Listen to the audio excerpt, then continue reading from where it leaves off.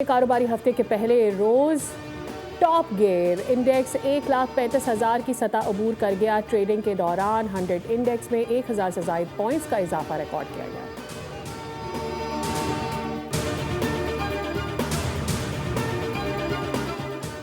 पंजाब के मुख्तलिफ इलाकों में बादलों की घन गरज। सादिकाबाद, लोधरा, बहावल नगर और लिया में बरखा रुत। महकमा मौसमियात के मुताबिक आज पंजाब, खैबर पख्तूनख्वा, बलोचिस्तान में मूसलाधार बारिश का इम्कान है। NDMA ने अलर्ट जारी कर दिया।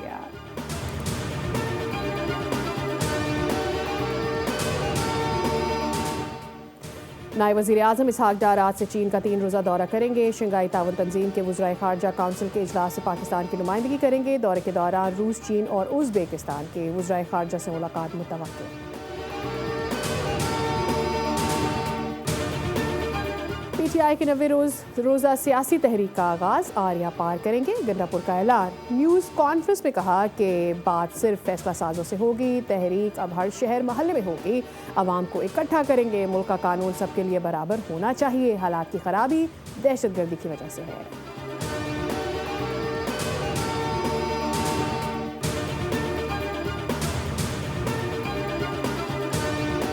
मौलाना फजल रहमान को फॉर्म 47 का बेनिफिशरी कहने वाले गंडापुर बताएं वो किसके NOC पर खैबर पख्तूनख्वा के वज़ीर आला बने।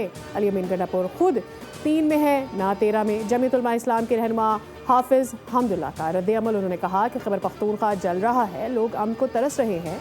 वज़ीर आला लाओ लश्कर समेत पंजाब फतह करने निकले हैं और लाहौर में भड़के मार रहे हैं। 8 फरवरी के इंतखाबात में अली अमीन को वोट से नहीं बल्कि नोट से जितवाया गया।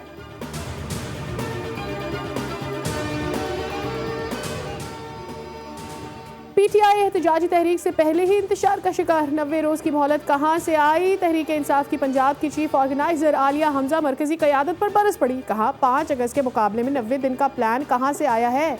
तहरीक कहाँ से और कैसे चलेगी। क्या कोई रोशनी डालेगा। क्या बानी की रिहाई के लिए किसी लाहे अमल का कोई ऐलान हुआ। 26वीं आईनी तरमीम के हक में वोट देने पर तहरीक इंसाफ ने अपने 5 MNAs को पार्टी से निकाल दिया।